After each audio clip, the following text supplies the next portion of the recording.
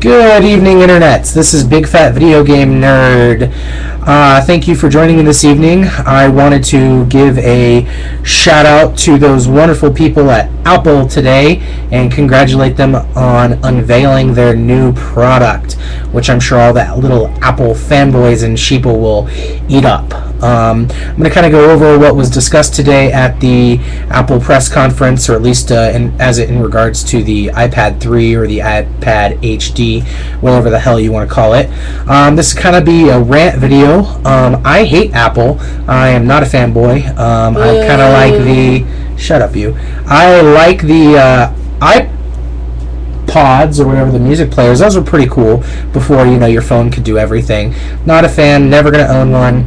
And if it was like half the cost maybe, but the thing that really bothers me is that the designs are cool, but what you're paying for it, the power, the capabilities and stuff, what you're able to get out of it is definitely not worth the bang for the buck. So basically, the Apple CEO since Steve Jobs died, Tim Cook, had this little press conference today for all his little fanboys and unveiled the iPad 3 or iPad HD. So this is actually going to be the first iPad that can play HD movies, which is, that's fantastic. I mean, I've been watching HD movies for almost a decade now, so, I'm glad that their little tablet thing can finally do that. Out in the creative space and in the tech world, it's kind of a big deal. Apple is actually the most valuable company in the world. I don't know if you knew that, but that's an interesting little fact about them.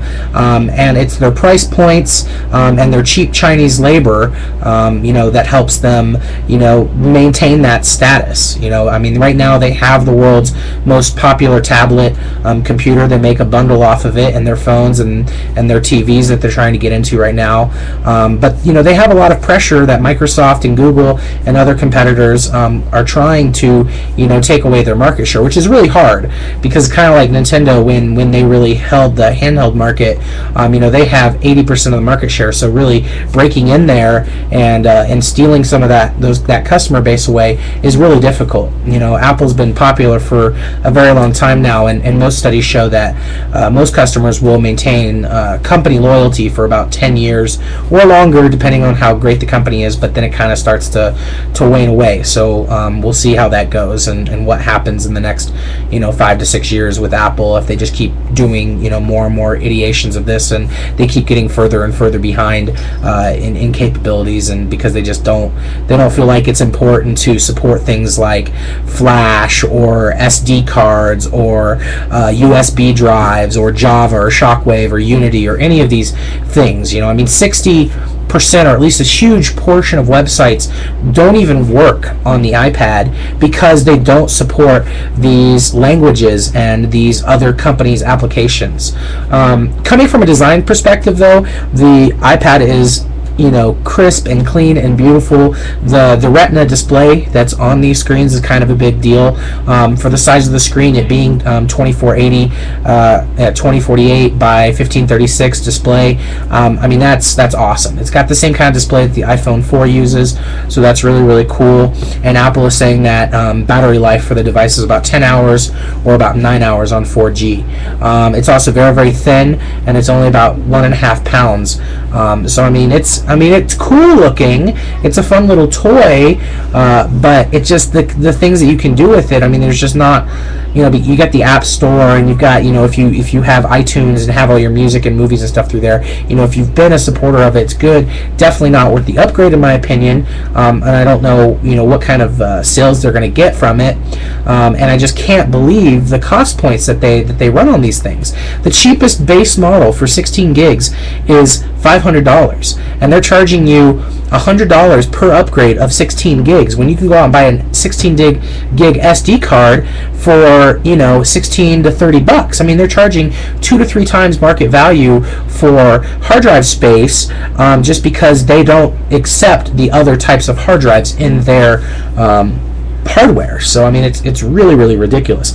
And the most expensive model, the 64 gig 4G is going to set you back $829. Now, the only kinds of people that are going to be purchasing this or have that kind of money to spend on it is going to be the 1%. I mean, like the uber elite rich, like, I don't know, you must be like a CEO or something, because I don't have $800 to go drop on a toy, and I don't know anybody else. And what's even more sickening to me is the kinds of people that would buy this would then probably go out and buy one for their child.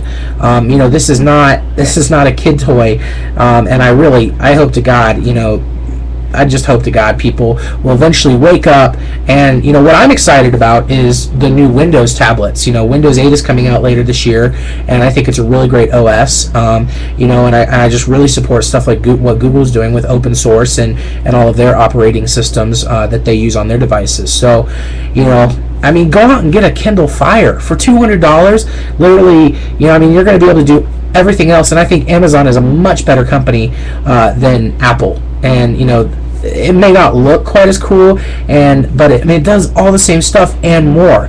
The only thing that's really preventing me from going out and buying a Kindle Fire right now is they don't have text to speech, which I think is really weird since their older models do, and I think that would be a very simple thing to add. But I don't know. So, in conclusion, all I gotta really say is, if you go out and buy one of these things, good for you. I'm a little jealous. I wish I had that kind of money. But if I did, I'd probably spend it on something else. So I hope that people start waking up and stop being Apple fanboys and little sheeple, and spend their money more conservatively and on better products, and don't just buy it because Apple's like the big boy on the block. And I hope that they fall. I think the bigger you are, the harder you fall. And now that Steve Jobs is, dead, and with how they use Chinese labor and the factories and stuff, and I know that working in an Apple factory is probably the best job you can have in China. That's not really saying a whole lot. So I don't support them in any way, shape, or form. And I think it's terrible that Steve Jobs is dead. I think he was a brilliant genius, clearly. With how much money him and his company made, and now his wife is making off of his ideas and ventures and stuff. And I think he passed way before his time. I just don't agree with the big business aspect of Apple. So if anyone is watching this and just wants my opinion, that's what I think. And I thank you so much for listening and watching. And yep, fuck Apple.